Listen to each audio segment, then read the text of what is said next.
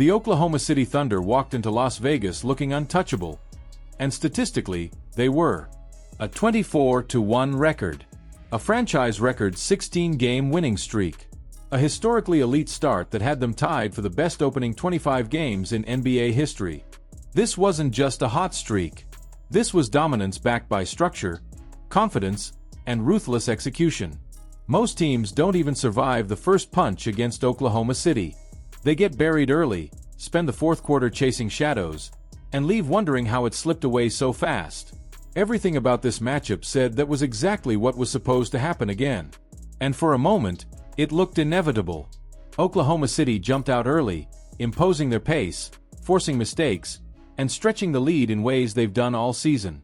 That familiar feeling crept in, the sense that this game was already tilting out of reach before it had a chance to breathe. The Spurs were missing their trump card in the opening quarter, sitting Victor Wembanyama by design, and against a team like the Thunder, that kind of patience usually gets punished. When Shai Gilgeous-Alexander hit one of those smooth baseline pull-ups to push the lead to double digits, it felt like the story was already written. But San Antonio refused to let the opening minutes define the night. They didn't panic. They didn't speed up. They stayed connected defensively, absorbed the run, and kept the damage manageable. Down 11 after 1 against the best team in basketball isn't success, but it's survival. And survival was all they needed to set the stage for what came next. The moment Victor Wembanyama checked in to start the second quarter, the game changed shape. Not gradually. Instantly. His first contribution wasn't a highlight shot or a block that shook the building. It was an offensive rebound and a tip-in, the kind of play that doesn't show up in promotional clips but tells you everything about intent. From there, chaos followed. Missed shots turned into opportunities because Victor was everywhere. Offensive rebounds became kickouts. Broken plays turned into wide-open threes. Even when he lost his footing and hit the floor, he was still creating advantages, still warping the defense without needing to score. In just a few minutes, the Spurs were a different team. When he sat again, Oklahoma City surged, stretching the lead back to 16 and reminding everyone why they've been steamrolling the league. But when Victor returned, he didn't even need the ball to bend the game. His presence dragged defenders out of the paint, opened driving lanes, and forced mismatches that San Antonio attacked with precision. De'Aaron Fox hunted space. Devin Vassell punished rotations. The defense tightened, shots at the rim disappeared, and suddenly the Thunder were settling instead of dictating. What followed was a run that didn't feel real. A block here. A deflection there. A pull-up three right in a defender's face that cut straight through Oklahoma City's momentum. In the blink of an eye, a 16-point deficit became a 3-point game at halftime. Victor Wembanyama had completely bent the contest in his limited minutes, and the numbers reflected it. Plus 20 in just 7 first-half minutes. This wasn't noise. This was impact in its purest form. The third quarter told a quieter story, but an important one.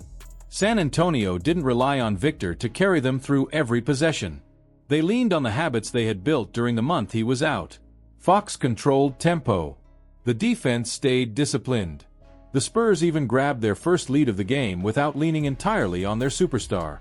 That stretch mattered more than it looked, because it showed this wasn't a fragile team waiting to be rescued. And that's why the fourth quarter felt different. With his minutes managed carefully, Victor opened the final frame and immediately reminded everyone what defensive ceilings look like. A fadeaway blocked. A clean turnaround jumper over a smaller defender. A difficult catch turned into a finish that shouldn't have been possible. But this wasn't a one-man show. Fox hit timely shots. Vassell answered every Thunder run. Stephon Castle attacked gaps and finished through contact. Even with Victor on the bench, the Spurs held their ground, matching Oklahoma City possession for possession. When Wembanyama checked back in for the final stretch, the atmosphere shifted again. An inbounds lob detonated the building. Oklahoma City answered, because that's what elite teams do. But every time they did, San Antonio had a response. A catch-and-shoot three. A tough finish. A defensive stand that forced hesitation where confidence usually lives. The defining moment wasn't even a highlight from Victor. It was the composure after a momentum-swinging block by Lou Dort, followed by a missed opportunity from the Thunder that San Antonio capitalized on. That's where the game was won. Not in the flash, but in the control. When the final buzzer sounded, The numbers almost felt secondary. 22 points in 21 minutes. 9 rebounds. Defensive plays that changed shot selection across the floor. A plus 21 in a 2-point win against the best team in the NBA. That wasn't a return. That was a reminder.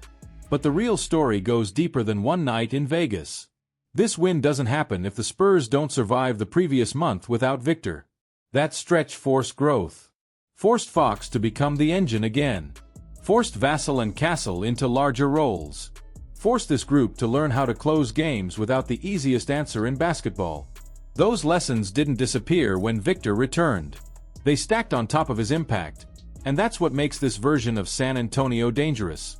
Fox's all-star level play during that stretch wasn't a placeholder. It was a foundation. Castle's breakout wasn't an anomaly. It was proof of depth. Vassell's shot-making wasn't streaky. It was reliable. By the time Victor came back, this team wasn't waiting to be saved. It was waiting to be elevated. And that's the part that should have the rest of the league paying attention.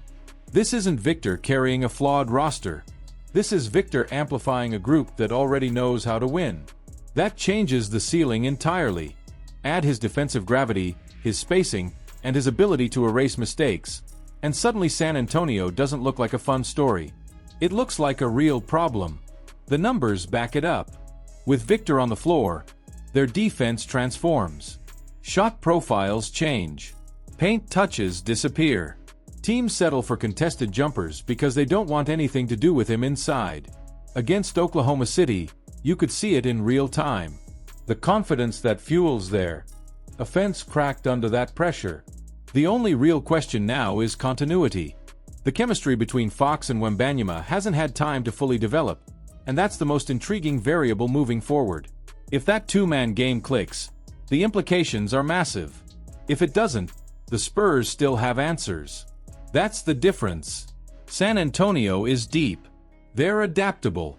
They've already beaten Houston, Denver, and now Oklahoma City in games that felt bigger than the standings. They aren't sneaking up on anyone anymore. When respected voices start calling you contenders, it's not by accident. It's recognition. Meanwhile, Oklahoma City will be just fine. This loss doesn't derail anything. If anything, it sharpens them. But on this night, the spotlight belonged to San Antonio. To a team that arrived without apology and left with a statement that can't be ignored. So here's the real question. Is this the moment the Spurs officially enter the contender conversation? Or is this just the beginning of something even bigger once Victor and Fox fully sync up? Drop your thoughts in the comments.